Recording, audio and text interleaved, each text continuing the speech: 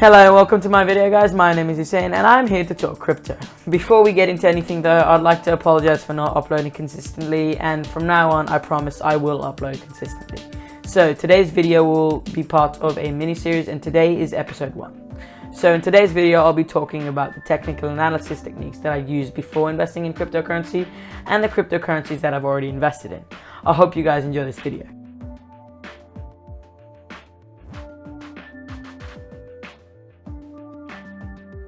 So before I move on with the video, I'd just like to say I am not a financial advisor. So if you're here for financial advice, this is not the place to be, since I myself am a beginner.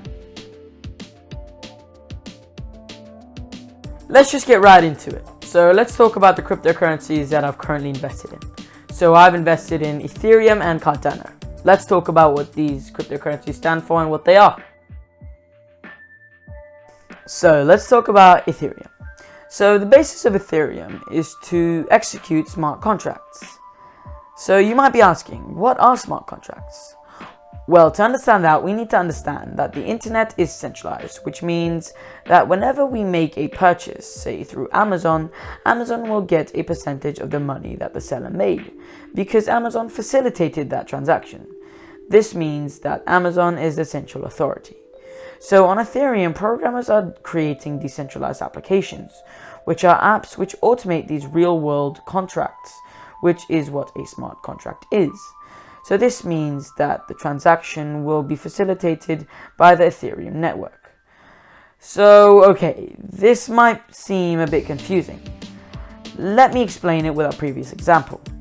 So this means that the smart contract would be able to handle the payment for Amazon instead of going through the trouble of taking from the seller, making this transaction more efficient.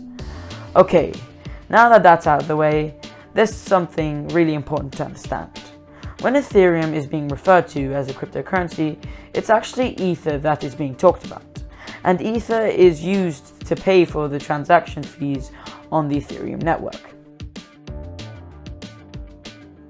So, let's talk about Cardano. Before we learn about Cardano, it's important to know where Cardano stands. And the story starts with Bitcoin introducing the blockchain technology. If you want to know more about the blockchain technology, I'll leave a link to my previous video in the description. So, Bitcoin has a programming language called script. However, this has a few limitations, making it not Turing complete. These limitations are that it can't solve computational and mathematical problems, which introduced the second generation of blockchain technology. Ethereum had Solidity as its programming language, and this did not have as many limitations, as it could solve mathematical and computational problems. However, Ethereum had problems of its own, like scalability and security. And then lastly, we move on to Cardano. Cardano uses the third generation of blockchain technology and has Haskell as its programming language, which makes it more secure. The reason it's more secure is because Haskell is a functional programming language. And this is just another type of programming language, but we're more used to imperative programming languages such as Java and Pascal because they're just more popular. So let's discuss the differences between the two. So when using a functional programming language, you tell the computer to do something through mathematical functions. This develops more secure smart contracts. Additionally, this also leads to formal verification, which mathematically proves that the system is secure and there is no single point of failure. Whereas when we use imperative programming languages, we give step-by-step instructions to the computer on what to do.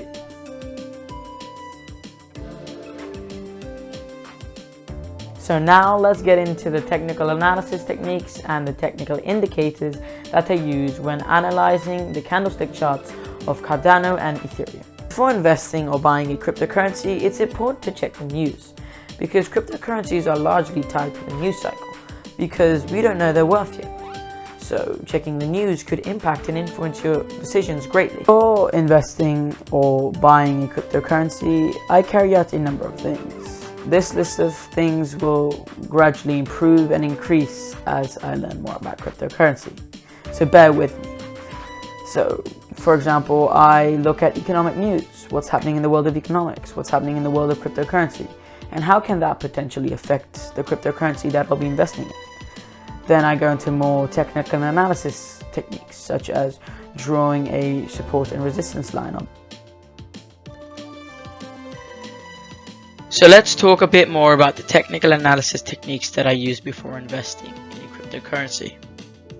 So one of the technical analysis techniques that I use is drawing a support and resistance level.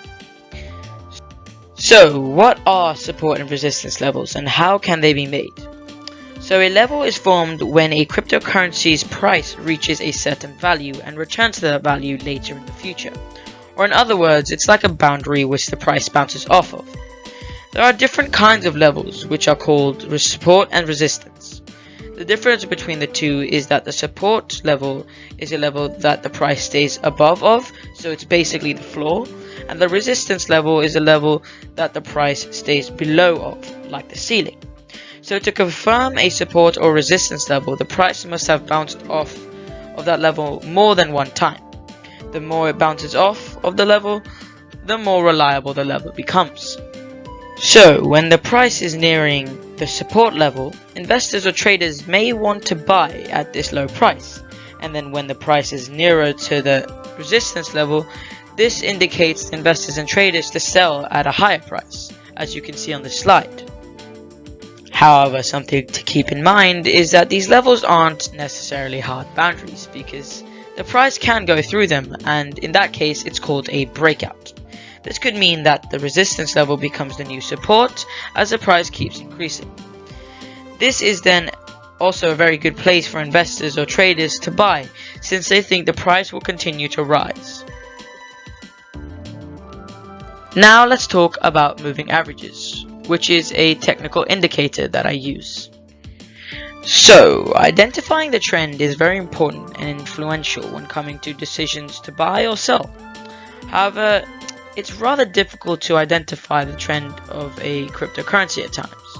So this is where the technical indicator moving average assists you. So a moving average basically tracks the price over a period of time. This then makes the trend line more apparent by smoothing out the price fluctuations to give a general whereabouts of the trend line and where it's heading. You can see this as the yellow thin line on this figure over here. So let's talk about the RSI indicator. So an RSI indicator measures the momentum of a cryptocurrency by measuring the speed and size of price fluctuations. So as you can see on the slide, this indicator is used to identify if cryptocurrency is overbought or oversold. This could assist traders or investors to sell or buy.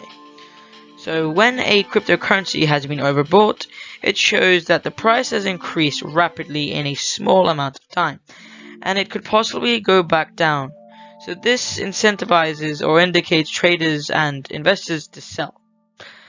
It's the same with oversold. However, instead the RSI indicator shows that the price decreased rapidly in a small period of time, and it may increase again. So this indicates that investors and traders should buy at a low price. And that brings us to the end of my video. Hope you guys liked the video, and if you did, make sure to hit the like button and subscribe, and turn on the notification bell if you want to stay notified of when I upload. And I'm always open to feedback, so please just put it in the comments below. Hope you guys have a good day.